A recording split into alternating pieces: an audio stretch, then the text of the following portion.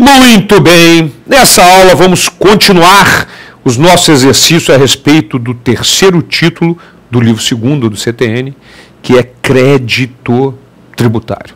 Legal? Vamos lá. Questão número 105. Se a Secretaria da Fazenda do Acre se recusar a receber de um contribuinte o pagamento de um tributo, ele tem à sua disposição a consignação em pagamento. Está correto. Que ela pode ser utilizada quando o contribuinte se propõe a pagar e a Fazenda Pública está se recusando a receber. Muito bem. Entretanto, existem casos em que não se admite a consignação.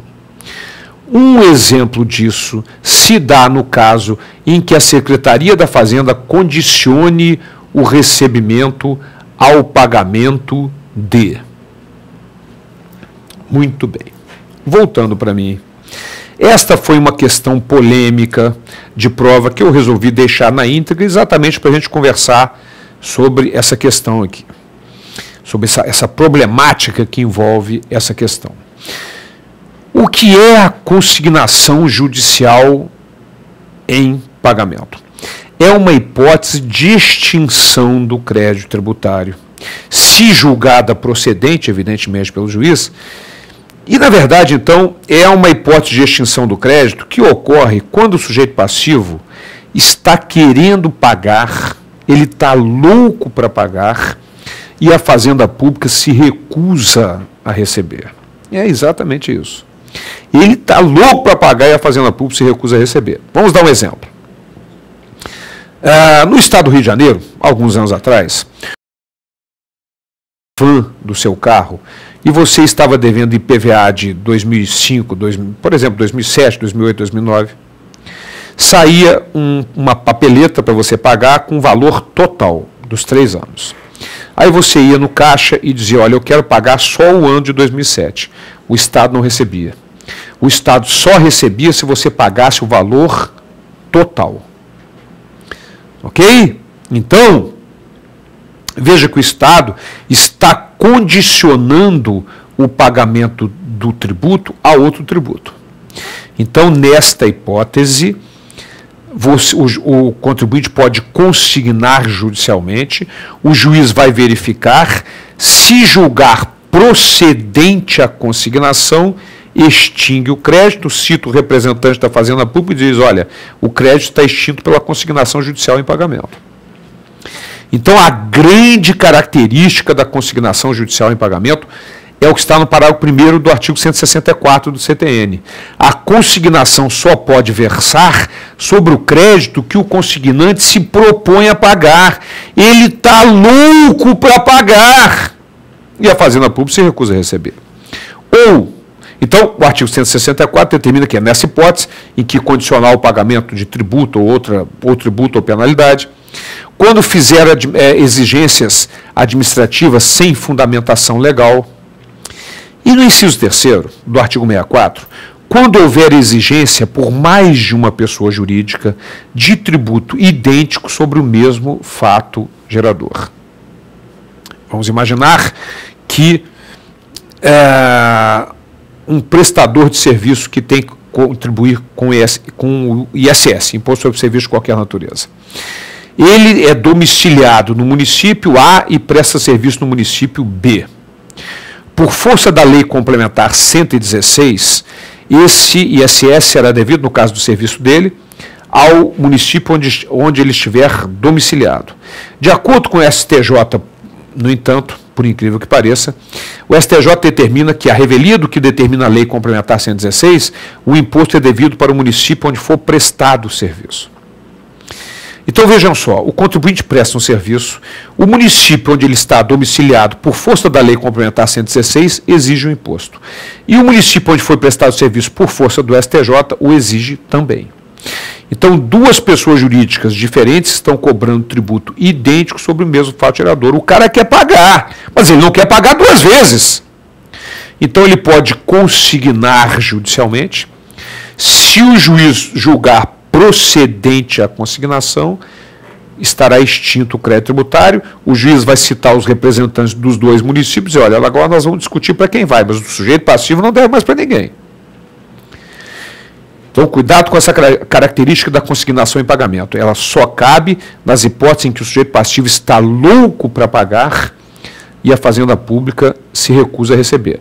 Então, a consignação, nos termos da redação do parágrafo 1º do artigo 64, só pode versar sobre o crédito que o consignante se propõe a pagar. Ele quer pagar e não está conseguindo. Maravilha.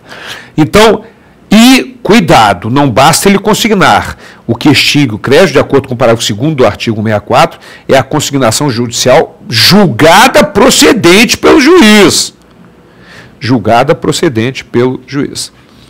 Ok? Então, essas são as hipóteses. Ou seja, condicionar o recebimento de um tributo ao pagamento de outro tributo ou penalidade, condicionar o pagamento a exigências administrativas sem fundamentação legal ou exigência por mais de uma pessoa jurídica de tributo idêntico sobre o mesmo fato gerador. Só um outro exemplo, o cara tem uma área urbana na divisa de dois municípios. O município A quer cobrar o IPTU sobre a área total e o município B também o IPTU sobre a área total. Exigência por mais de uma pessoa jurídica de tributo idêntico sobre o mesmo fato gerador. Se o cara pagar o município A, o B entra com a ação de execução e vice-versa. Então ele consigna judicialmente, o juiz vai verificar o valor, vai julgar procedente a consignação, extinguir o crédito e citar os representantes para discutir para qual município vai, mas o contribuinte não deve mais. Essa é a grande característica da consignação judicial em pagamento. E só para, antes de nós olharmos as respostas e a polêmica da questão, fazer um paralelo entre a consignação judicial em pagamento, sobre a qual nós estamos comentando, que é uma hipótese de extinção do crédito, quando o contribuinte quer pagar e está tendo dificuldade, e o depósito do montante integral, que é uma hipótese de suspensão da exigibilidade, quando o contribuinte não concorda com o valor e quer discutir a dívida. Então, olha só, quais são as diferenças básicas? A consignação em pagamento, hipótese de extinção do crédito. Depósito do montante integral, hipótese de suspensão. Vai suspender enquanto estiver sendo discutido. Segunda característica, a consignação em pagamento é sempre judicial. E o depósito do montante integral pode ser administrativo ou judicial. Mas a grande diferença é que na consignação em pagamento, conforme o parágrafo 1º do artigo 64, o sujeito passivo se propõe a pagar e não está conseguindo. E ao contrário, quando ele faz o depósito do montante integral, ele não quer pagar, ele está discordando daquela exigência e quer discutir. Então não há que se confundir esses dois institutos. Consignação judicial passada em julgado, julgada procedente, que é uma hipótese de extinção do crédito, e da ação e depósito do montante integral, de acordo com o artigo 151, inciso 2º, o depósito, e a extinção com a consignação judicial, artigo 156, inciso 8º e 164 do CTN. Mas vamos ver a polêmica da questão, vamos para o enunciado dela. Então, de acordo com o artigo 105, observe o enunciado, ele não nos ajuda muito no seguinte sentido. Se a Secretaria do AC se recusar a receber de um contribuinte o pagamento de um tributo, ele tem à sua disposição a consignação em pagamento. Maravilha. Entretanto, existem casos em que não se admite a consignação. Um exemplo se dá no caso em que a Secretaria da Fazenda condicione o recebimento ao pagamento de, vamos lá, multa tributária. Está correto. Artigo 164, inciso 1º. Cumprimento de obrigação acessória. Perfeito. Sem fundamentação legal. Outro imposto, está correto, uma taxa ainda que devida, está correto, e qualquer outro tributo também. A resposta foi obrigação acessória. Embora esteja previsto no artigo 164 que o fato de condicionar o cumprimento do pagamento de um tributo ou o cumprimento de obrigação acessória gera o direito à consignação em pagamento judicial. Portanto, na verdade, nós não teríamos, embora o gabarito tenha sido letra B, nós não teríamos nenhuma resposta, na medida em que, no enunciado, ele quer o caso em que não se admite a consignação. E em todos esses casos que estão aí, admite-se a consignação, desde a opção A, B, C, D e E, de acordo com o artigo 164, nos seus 3 primeiros incisos. Ô, Boba, mas como é que o examinador faz uma coisa dessa, comete um erro desse? Acontece. E aí vai o bom fazedor de prova, não pode ficar nessa questão muito tempo, vê que o examinador está errado, marca uma e segue adiante. Vamos lá, próxima questão. A próxima questão é a questão número 106. Vamos lá. Ao dever que o contribuinte acreano, também do concurso feito para o Acre, tem de pagar tributos, corresponde, do lado da administração pública, o dever da Secretaria da Fazenda Estadual de restituir tributos indevidamente pagos. A respeito do dever estatal em matéria de restituição de tributos, assinale a opção incorreta. Cuidado, incorreta. Minha gente, voltando um pouquinho para mim, a restituição de indébito está nos artigos 165 a 169 do Código Tributário Nacional. Então, com fulcro nesses dispositivos, vamos ver qual é a nossa opção incorreta. Vamos lá. Primeira opção. Havendo o dever de restituir tributo pago indevidamente, a Secretaria da Fazenda deve também restituir na mesma proporção os juros de mora correspondentes. Ora, voltando para mim, isso está corretíssimo. Está lá no artigo 167, que só determina que não sejam restituídas as penalidades de caráter formal por inobservância ou obrigação acessória, não prejudicadas pela causa da restituição. Legal? Vamos adiante. Letra B.